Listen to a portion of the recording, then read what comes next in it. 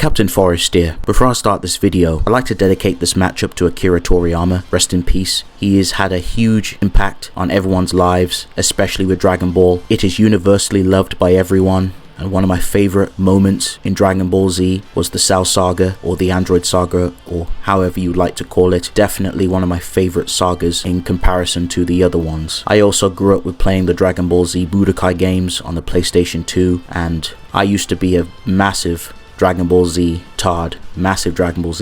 I remember when the death battle came out for Superman vs Goku, and me and my friends were so devastated when we saw Goku lose to Superman. And this was before I became a power scaler. This was when I was a normie and I didn't know anything about power scaling, but those times were different, and we're in current times where things have evolved. But anyway, let's talk about this matchup, folks. In today's video, I'm going to be going over who I think stomps more often not in a crossverse situation. Kid Naruto from part 1 versus Kid Goku from the original Dragon Ball. If you guys are new to my channel, please leave a like, comment down below, and of course subscribe for further content. But anyway, I'm going to go ahead and talk about Kid Naruto, then I'm going to move on and talk about Kid Goku. I'm going to give my thoughts on who I think stomps more often not in a crossverse situation. Time to strap your headbands tight and let's dive into Naruto Scaling. In order to understand and determine where Kid Naruto would scale, we must go over some characters. So Naruto has shown to be above characters such as Neji and Gaara. We see during the tournament, Naruto and Neji go back and forth. Naruto was able to endure attacks from Neji, and after reactivating his chakra network and gaining a boost, a little help from the Nine Tails, he's able to clash with Neji and outsmart him. He goes on to then one-shot him afterwards. This very same Neji is able to defeat Kidomaru, who was amped by his curse mark, which grants the user a 10 times increase. The weakest team member of the Sound Ninja, Jirobo, was able to launch Choji while Choji was using his expansion jutsu. The force required to launch Choji would require town levels of force. Naruto is able to physically kick and hurt a partially transformed Gaara, who is capable of taking a Chidori from Sasuke. This very same Gaara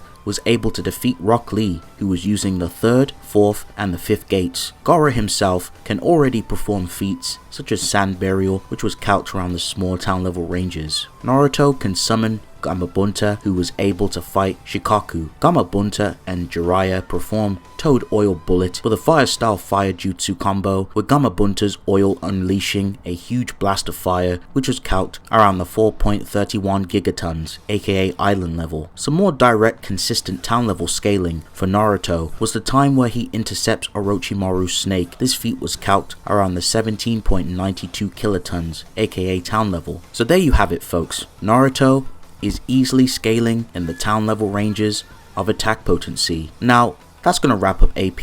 I'm going to go ahead and talk about speed. Now, there are some ranges you can use for Kid Naruto. He has some casual low-end feats of supersonic, hypersonic, to high hypersonic feats, such as Naruto blitzing some thugs. This calc was calced around the Mach 1.19, aka supersonic, and there was another calc done for this same feat, which was calced around Mach 10, which is hypersonic plus. And to get Naruto to high hypersonic, we can actually use the feat where Naruto is able to tag Gaara before he could get up is automatic sand defense, which was calced around the low ends of Mach 25 up to Mach 51 ranges. We can get Kid Naruto even higher than this because Naruto is able to keep pace with Sasuke while he activated his Chidori, and both of them were able to clash and keep pace with each other until Sakura stops the fight. Only quantifiable feat we can use to get this to massively hypersonic is with Kakashi being stated to cut through lightning. Now, the speed of a downstroke of lightning is around Mach 1249, which is massively hypersonic. Lastly, after Naruto receives a small chakra amp from the Nine Tails, he is able to tag Haku, and it's been stated in the guidebook that Haku moves at the speed of light. There is a speed calc for this, folks, where Haku had to use his mirror reflection to travel at light speed, while using a mirror to transport Kakashi's move to impale Zabuza, which ended up stabbing Haku instead. This was calced around a 33% the speed of light, aka relativistic. So if you want to take Naruto's speed to the higher ranges, he can even reach the relativistic ranges of speed too. That's going to wrap up Kid Naruto's stats. Let's move over to his abilities. For those who are unaware,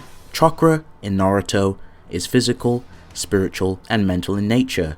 Chakra is used in many forms of techniques such as ninjutsu. Ninjutsu involves molding chakra into physical form. Ninjutsu can be used for medical purposes, shape, transformation, and nature transformations. These techniques often involve the use of hand seals. In the first chapter of Naruto, we literally see Kid Naruto summon 2,000 clones, and in later chapters, when Naruto faces off against Kimimaro, he was able to summon 10,000 clones, which is very impressive. These clones are used for many purposes, either to assist Naruto in teamwork situations, bombard and dogpile and overwhelm the enemy, and also to use confusion and misleading tactics to confuse the opponent, or use the clones as meat shields to take an attack from an enemy. His shadow clones can also use Naruto's ninjutsus to further add pressure to the opponent, such as a horde of clones or using Rasengans, and Naruto can also use substitute jutsus to also allow him to evade attacks that would prove fatal. Naruto's signature move called the Sexy Jutsu, where he summons a naked female shadow clone of himself, which is very handy and useful for distracting the enemy. Speaking of the Rasengan,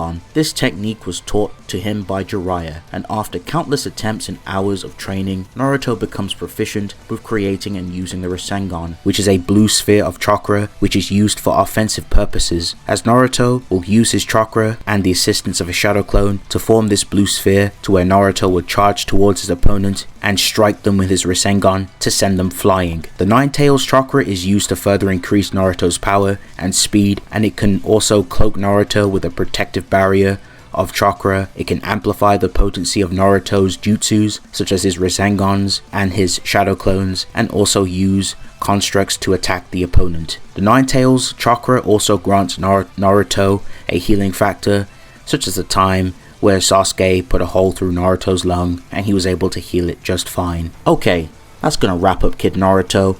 I'm gonna go ahead and talk about Kid Goku, see what he brings to the table. Now, in order to determine how strong Kid Goku is, we need to address some of his feats. During the tournament arc, Kid Goku goes head to head with Tien. Kid Goku was able to physically harm Tien in combat and take hits from him. Now, despite Kid Goku's defeat to Tien via the rules of the tournament, which gives victory to a competitor if their opponent touches the ground outside the ring, Kid Goku would scale to Tien. This is impressive for Kid Goku, as this very same Tien battles Master Roshi, who is disguised as Jackie Chun. Roshi, halfway during the fight, decides to forfeit the match, as Roshi states that if he was to continue the fight, he would lose. In the Dragon Ball Daizenshuu, both Kid Goku and Tien at that time had a power level of 180, whereas Roshi had a power level of 139, with Tien being stronger than Roshi and Kid Goku being relative to Tien. Master Roshi in the early chapters completely vaporizes the moon with a Kamehameha. This feat in question is capped around moon level. Both Kid Goku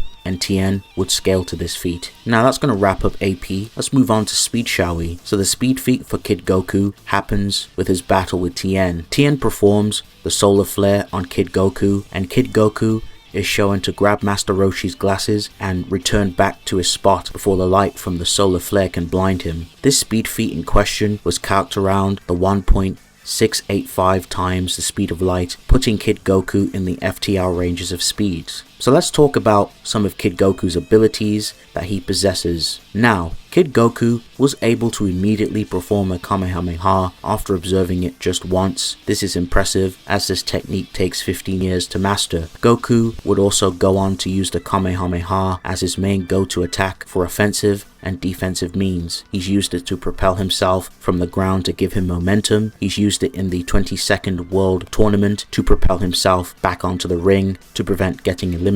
And for those who aren't aware, Ki in Dragon Ball is physical, spiritual, and mental in nature. Now, due to Kid Goku's Saiyan physiology, he has his tail, which he incorporates in combat. He can spin it around like a helicopter and also smack people in the face with it. He also has enhanced senses. This was demonstrated when Kid Goku had to rely on his sense of smell in order to find a rock that was thrown in the jungle by scent. Now, Kid Goku comes equipped with his power pole. The power pole is a magical pole that is used for various purposes. Kid Goku has used it in combat situations, and he's used it to smack multiple enemies, hit them in questionable areas, and the pole can also be extended, and the pole can reach so far, it's able to reach even to like outer space and up to the moon, which is very impressive. Lastly, the flying Nimbus, a magical cloud that only allows a person of pure heart to ride on it. Goku is a person of pure heart, and he's able to ride the Nimbus, and he's able to call it to his aid when he needs it. Overall,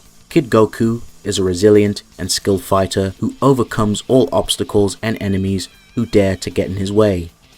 So that's going to wrap up both these combatants. I'm going to go ahead and give my thoughts on who I think wins more often than not in a cross-verse situation. Now, when it comes to both these combatants and their stats, the writing's on the wall, very blatant, that Kid Goku absolutely body slams and makes an absolute embarrassment of Kid Naruto. Kid Naruto's town level scaling is completely overshadowed by the sheer raw attack potency of Kid Goku and the moon level scaling that he scales to. When we look at speed, Naruto is just too slow. Even if we award him with the QB form and we give him the relativistic speed, that is still outshined by Goku's sheer speed blitz with his FTL reaction speed in comparison to Kid Naruto's paltry relativistic speeds. So it's pretty safe to say that Kid Goku would essentially blitz, one shot, or vaporize him with a Kamehameha attack. Anything else is just not really worth mentioning, just due to the stat difference and the fact that Kid Naruto can't really utilize any of his tactics just due to not being able to keep up and not having the potency to damage Kid Goku in any way, shape or form. So yes, I award victory to Kid Goku with no difficulty. Thank you guys for watching. If you guys enjoyed this video, please leave a like, comment down below, and of course subscribe for further content.